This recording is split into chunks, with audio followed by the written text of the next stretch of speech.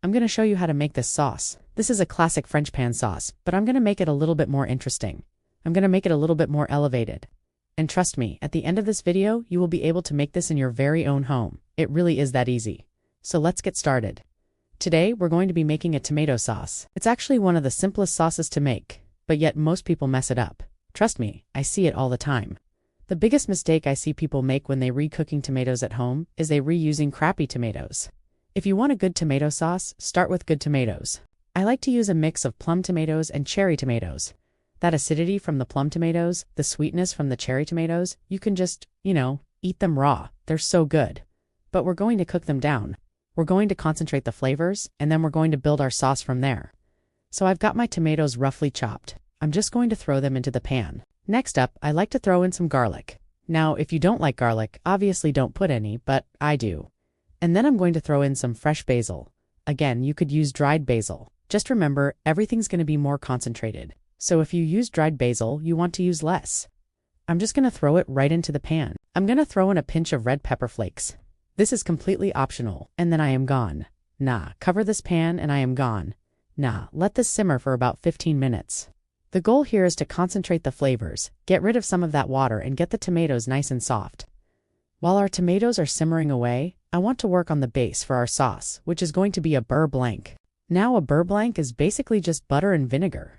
The ratio that I like to use is about 1 part vinegar to 4 parts butter. So I'll just pour my vinegar in here.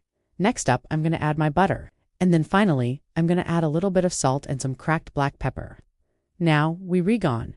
Nah, set this off to the side and we re-gone. Nah, let it cool completely. Once the butter is added, all we have to do is whisk this together until the butter is fully incorporated and we have a nice smooth emulsion.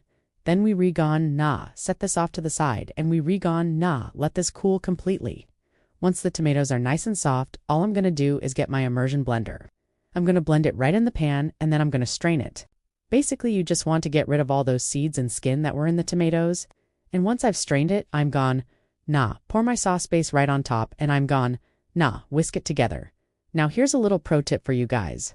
When you're making a sauce like this, you want to taste it and adjust the seasoning as needed. In this particular recipe, I think it needs a little bit more acidity, so I'm going to add some lemon juice.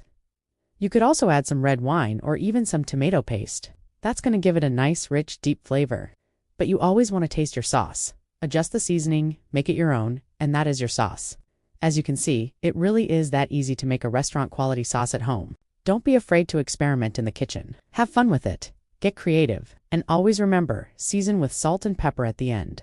Even though I seasoned mine, I am gone. Nah, season it again. Because now we re-gone nah plate our dish, and the more you plate, the more you realize you need more seasoning.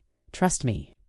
Alright guys, that's it for today's video. Don't forget to like, comment, and subscribe, and I will see you in the next one. Until then, take care of yourself and go feed yourself.